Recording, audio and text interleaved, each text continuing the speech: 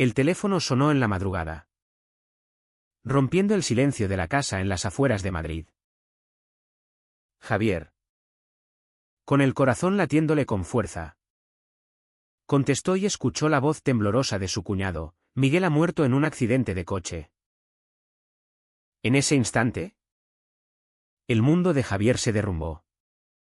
No por el dolor de la pérdida, sino por el remordimiento de años de rechazo y burlas hacia su hermano gemelo gay. Y ahora, frente a la realidad, se encontró rogando por la custodia del hijo que Miguel había adoptado con su pareja. Javier se levantó de la cama, el sudor frío empapando su pijama. Su esposa, Elena, lo miró con ojos somnolientos y preocupados. ¿Qué pasa?, preguntó ella. Pero él no pudo responder de inmediato. Las imágenes de su última discusión con Miguel invadieron su mente, aquella cena familiar en Navidad, donde Javier, ebrio de vino y prejuicios, había ridiculizado la orientación sexual de su hermano delante de todos. Eres una vergüenza para la familia, le había dicho, cortando cualquier lazo restante. Miguel se había ido esa noche con lágrimas en los ojos. Y desde entonces, silencio absoluto. Ahora, esa vergüenza era suya. Corrió al salón, encendió la luz y marcó el número de su abogado. Necesitaba actuar rápido. El niño, Pablo, de 5 años, era lo único que quedaba de Miguel. Javier recordaba vagamente haber visto fotos en redes sociales, Miguel y su pareja, Andrés, posando felices con el pequeño en el Parque del Retiro. Andrés, el viudo, seguramente querría quedarse con el niño. Pero Javier sentía un impulso irracional: debía ser él quien lo criara. Para redimirse. Para borrar el pasado. ¿Pero qué derecho tenía? Ninguno. Excepto el lazo de sangre que había negado durante años. Al amanecer, Javier condujo hasta el hospital donde yacía el cuerpo de su hermano. El tráfico de Madrid era caótico. Pero su mente lo era más. Pensaba en su infancia en Sevilla, donde él y Miguel eran inseparables, 2 gotas de agua, compartiendo secretos y sueños. Javier siempre había sido el normal, el que seguía el camino esperado: matrimonio, trabajo estable en una empresa de construcción, planes de familia tradicional. Miguel, en cambio, había salido del armario a los 18, enfrentando el rechazo de sus padres conservadores. Javier, en lugar de apoyarlo, se había alineado con ellos, temiendo que la desviación de su gemelo lo salpicara. No quiero que la gente piense que soy como tú, le había confesado una vez. Llegó al hospital y encontró a Andrés en la sala de espera, con los ojos rojos e hinchados. El hombre, de unos 35 años, con barba bien recortada y una chaqueta de cuero, lo miró con desprecio. ¿Qué haces aquí?, espetó Andrés. Javier tragó saliva. Era mi hermano. Andrés soltó una risa amarga. Tu hermano al que abandonaste. Ahora vienes por Pablo, ¿verdad? Olvídalo. La confrontación fue inmediata. Javier argumentó que como familiar directo tenía derechos. Pero Andrés le recordó las leyes españolas sobre adopción en parejas del mismo sexo. Y como Miguel había especificado en su testamento que Andrés sería el tutor único, Javier sintió el peso de la ley en su contra. Pero no se rindió. De regreso a casa, Javier reunió a su familia. Elena, Su esposa escuchaba atónita mientras él explicaba la situación. Sus padres, ancianos y frágiles, llegaron esa tarde desde Sevilla. El padre, don Antonio, un hombre de principios estrictos, negó con la cabeza. Miguel eligió su camino. No interferimos. Pero Javier insistió, Pablo es nuestro nieto. Sangre de nuestra sangre. La madre, doña María, lloraba en silencio, recordando cómo había intentado corregir a Miguel con rezos y terapias fallidas. La presión familiar se intensificaba, Javier sentía que debía compensar el rechazo colectivo. Esa noche, Javier no durmió. Reflexionaba sobre las decisiones pasadas, cómo había ignorado las invitaciones de Miguel a bodas y eventos. Cómo había borrado sus mensajes pidiendo reconciliación.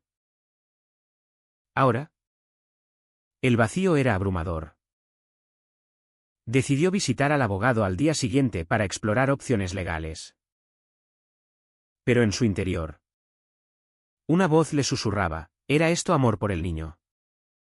¿O solo egoísmo para calmar su culpa? La sociedad española había avanzado con el matrimonio igualitario desde 2005. Pero en su círculo conservador, los prejuicios persistían. Javier se preguntaba si podría cambiar. El funeral fue un torbellino de emociones. En la iglesia de San Jerónimo, Javier se sentó lejos de Andrés y Pablo.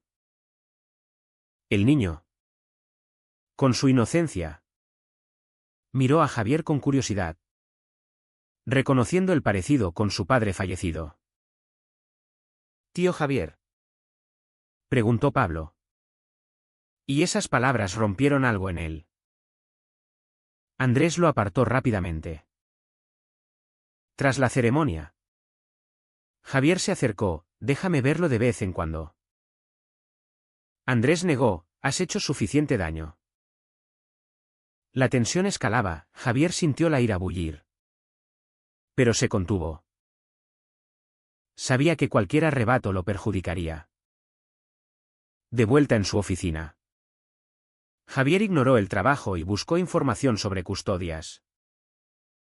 Descubrió que en España, los tribunales priorizaban el interés del menor. Y con el testamento de Miguel, sus chances eran mínimas. Sin embargo, una idea oscura surgió, cuestionar la estabilidad de Andrés. ¿Y si revelaba detalles del pasado de Miguel? ¿Exagerando para pintar a Andrés como inestable? Era una traición más. Pero el deseo de redención lo cegaba. Llamó a un detective privado, pagando por investigar la vida de Andrés. El conflicto interno lo carcomía, ¿valía la pena destruir otra vida por su paz mental? Elena confrontó a Javier esa noche. Esto no es por Pablo. Es por ti. Deja ir el pasado. Pero Javier, obstinado, replicó, es mi sobrino. Debo protegerlo. La discusión escaló, revelando grietas en su matrimonio. Elena, más abierta, había intentado mediar con Miguel años atrás. Pero Javier la había detenido. Ahora, veía cómo su homofobia había envenenado todo. Javier se sintió solo, atrapado en sus prejuicios. La noche terminó en silencio, con Javier planeando su próximo movimiento. Los días siguientes fueron un laberinto de reuniones legales y emocionales. Javier se reunió con su abogado, un hombre experimentado llamado Carlos, en un café del centro de Madrid. Las probabilidades son bajas, admitió Carlos. Miguel y Andrés adoptaron legalmente a Pablo como pareja casada. El testamento es claro. Javier insistió, pero soy familia biológica. ¿No cuenta eso? Carlos sacudió la cabeza, en España. La ley protege las familias LGTB. Tendrías que probar que Andrés es Anfit. Javier asintió, ocultando su plan con el detective. El informe del detective llegó una semana después. Andrés, profesor de literatura en una universidad. Tenía una vida estable, amigos. Familia supportive. Sin escándalos. Solo un detalle, una depresión pasada tras una ruptura anterior. Javier vio una oportunidad. Exageraría eso para argumentar inestabilidad emocional. Pero al leer, recordó cómo Miguel había hablado de Andrés como su salvador. El hombre que lo ayudó a superar el rechazo familiar. Javier sintió náuseas, estaba traicionando el legado de su hermano. Mientras tanto, Pablo asistía a terapia infantil.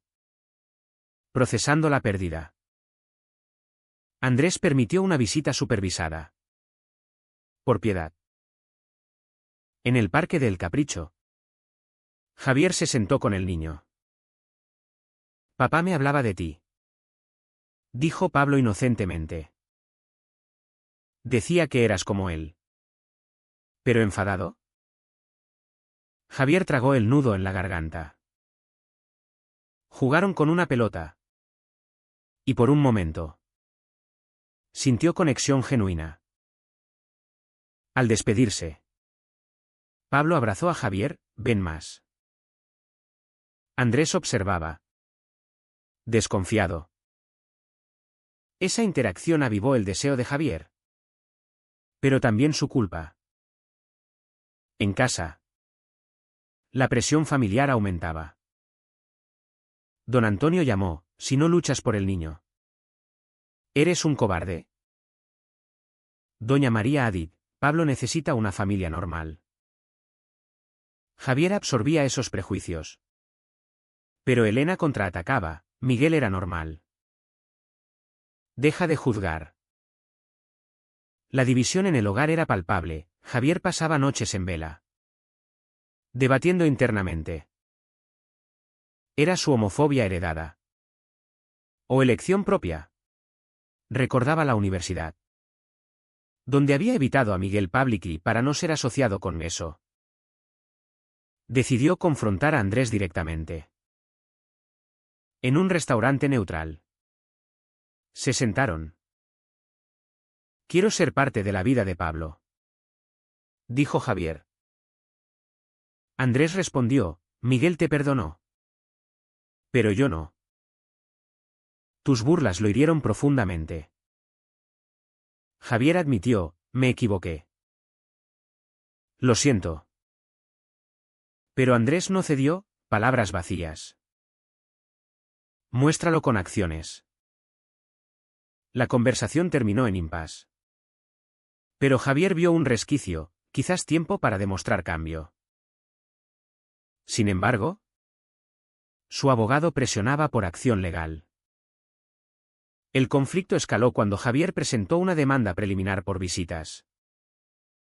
El juez, una mujer progresista, cuestionó sus motivos, señor. ¿Por qué ahora? ¿Después de años de distancia? Javier balbuceó sobre familia. Pero el juez vio hipocresía. Andrés. En la audiencia, presentó cartas de Miguel detallando el rechazo. Mi hermano me suplicó reconciliación. Pero lo ignoré. Pensó Javier. Avergonzado. La corte concedió visitas limitadas. Pero advirtió contra manipulación.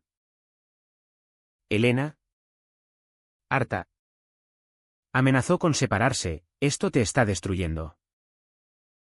Elige, tu orgullo o nosotros. Javier reflexionó sobre el costo, su matrimonio tambaleaba. Su trabajo sufría por distracciones. Visitó la tumba de Miguel en el cementerio de la Almudena. Hablando solo, hermano.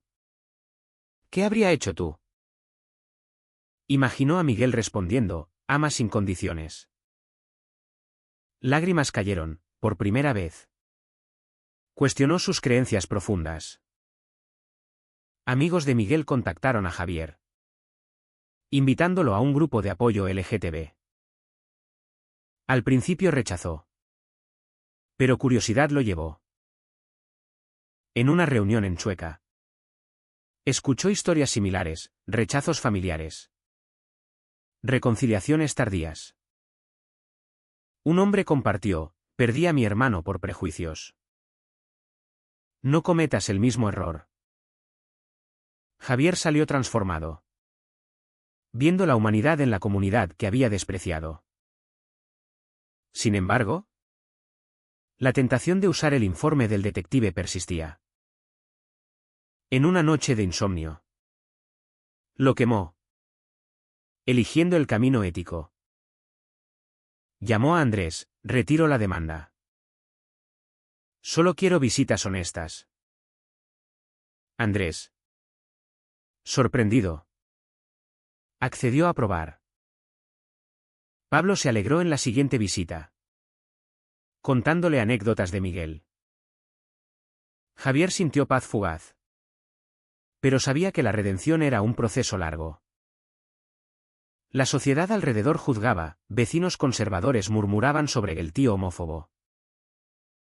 Javier enfrentaba miradas en el trabajo, pero comenzaba a defender la memoria de Miguel. En una cena familiar, confrontó a sus padres. Miguel era valiente. Nosotros, cobardes. Don Antonio enfureció. Pero doña María dudó, recordando el amor maternal. El cambio en Javier inspiraba. Pero el precio era alto, aislamiento temporal de viejos amigos prejuiciosos. Meses pasaron, y las visitas se volvieron rutina. Javier llevaba a Pablo a museos como el Prado, explicando arte con entusiasmo. El niño, inteligente y sensible, preguntaba sobre su padre, ¿por qué no venías antes? Javier respondía honestamente, tenía miedo de lo diferente. Esas conversaciones curaban heridas. Pero también habrían otras. Javier se daba cuenta de cuán profundo era su condicionamiento social. En España, con leyes avanzadas, la discriminación sutil persistía en familias tradicionales. Andrés, gradualmente, suavizaba su postura. En una cena compartida, hablaron del pasado. Miguel siempre esperó tu llamada, dijo Andrés. Javier confesó, me arrepiento cada día. Compartieron anécdotas, como Miguel y Andrés se conocieron en una librería de Barcelona. Su boda en 2015. La adopción de Pablo en 2020. Javier envidiaba esa felicidad auténtica, contrastando con su vida correcta pero vacía. Un giro inesperado llegó con la salud de don Antonio, un infarto lo hospitalizó. En la cama, el padre pidió ver a Pablo, mi nieto. Javier me dio, convenciendo a Andrés. En el hospital, Pablo jugó con el abuelo, ignorante de tensiones. Don Antonio, debilitado, admitió, me equivoqué con Miguel. Lágrimas fluyeron, una reconciliación familiar tardía. Doña María abrazó a Andrés, eres familia. El momento fue catártico. Pero Javier sabía que no borraba el daño. Elena notaba el cambio en Javier, más abierto, menos rígido. Su matrimonio se fortalecía, planeaban terapia de pareja. Sin embargo, un conflicto nuevo surgió. Pablo expresó deseo de vivir con Javier ocasionalmente. Tienes una casa grande, dijo el niño. Andrés se alarmó, Javier calmó, no forzaré nada. Internamente, el deseo resurgía. Pero ahora con madurez, priorizaba el bienestar de Pablo. En el trabajo, Javier defendió a un colega gay acosado, ganando respeto. Reflexionaba sobre Mao Tse, había sido su rechazo por miedo social o envidia de la libertad de Miguel. La sociedad española, con orgullo en Madrid, lo confrontaba con su hipocresía. Asistió al Pride por primera vez. Anónimamente. Sintiendo empatía. Una traición inesperada vino de un primo conservador, quien filtró detalles a la prensa local: hermano homófobo lucha por sobrino gay. El escándalo estalló, Javier enfrentó entrevistas, defendiendo su cambio. Andrés lo apoyó públicamente: Javier está aprendiendo. Pablo, confundido, preguntó: ¿por qué la gente odia a papá? Javier explicó: tolerancia, plantando semillas de aceptación. El clímax llegó en una audiencia final por visitas extendidas. El juez elogió el progreso: veo remordimiento genuino. Concedió custodia compartida limitada. Andrés aceptó, reconociendo el lazo de Pablo con Javier. Celebraron en un parque. Pero Javier sentía el peso: había ganado. ¿Pero a qué costo? Miguel no volvería. Reflexiones nocturnas lo atormentaban: decisiones pasadas habían costado una relación fraterna. Ahora, pagaba con esfuerzo constante por ser mejor. Elena lo animaba: estás despertando. Javier escribía un diario, documentando su viaje de prejuicio a aliados. Amigos de Miguel lo integraron, oyó historias de discriminación en empleo, familia. Comprendió el aislamiento de su hermano. Donó a asociaciones LGTB en nombre de Miguel. Un pequeño acto de reparación. Pablo florecía. Con dos figuras paternas: Andrés estable, Javier redimido. La tensión familiar persistía: don Antonio recayó, culpando estrés. Javier medió, promoviendo diálogo. El cambio era lento, pero irreversible. Se preguntaba: ¿podía uno redimirse completamente de daños infligidos? Años después, Pablo crecía en un entorno mixto: semanas con Andrés en su apartamento moderno en Malasaña.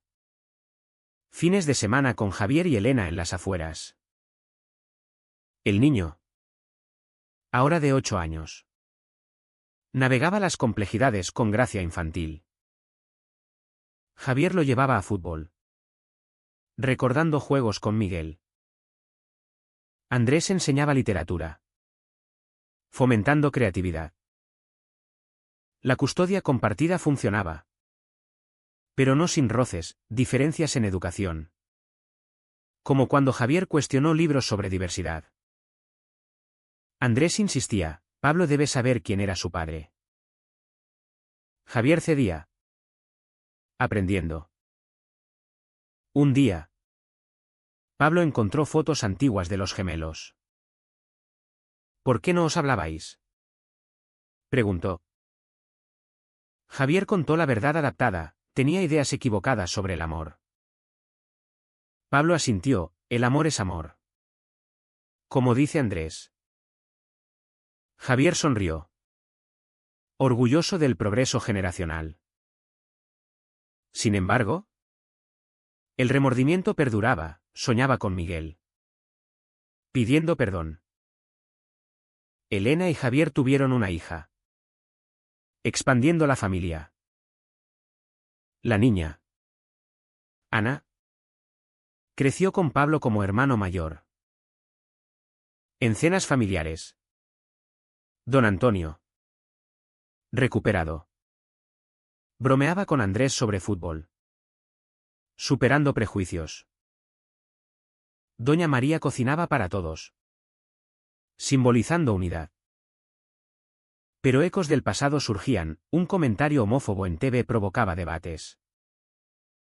Javier lideraba, no más odio. En el trabajo, Javier ascendió, promoviendo inclusión. Fundó un grupo de apoyo para familias con miembros LGTB. Honrando a Miguel. Andrés colaboró. Forjando amistad improbable. Compartían anécdotas, como Miguel predecía reconciliación. Él creía en ti, dijo Andrés. Javier lloró, ojalá lo hubiera sabido. Un conflicto final surgió con la adolescencia de Pablo, a los 12. Exploraba su identidad. Javier, temiendo repetir errores, apoyó incondicionalmente. Andrés guiaba, deja que sea él. La unidad fortalecía al niño contra presiones sociales. Javier reflexionaba, sus decisiones pasadas habían costado dolor. Pero las actuales construían puentes. En el aniversario de la muerte de Miguel, se reunieron en la tumba. Pablo colocó flores, te quiero, papá. Javier habló, hermano. Gracias por Pablo. Me has cambiado. Andrés Adit, nos has unido. El momento sellaba cierre. Pero habría preguntas sobre el legado. Javier escribió un libro anónimo sobre su viaje, inspirando a otros. Recibió cartas de familias divididas, validando su lucha. El precio pagado, años de culpa. Matrimonio tenso. Aislamiento, valía por la transformación. Pablo, adulto, eligió su camino, activista LGTB. Honrando a Miguel. Javier, orgulloso, asistía a eventos. Un aliado completo. La sociedad evolucionaba. Pero recordaba, cambio personal era clave. Al final, Javier se preguntaba si sus acciones iniciales eran imperdonables. O si la redención borraba todo. ¿Es correcto que alguien que causó tanto daño termine beneficiándose de la tragedia? ¿O el verdadero castigo es vivir con el remordimiento eterno?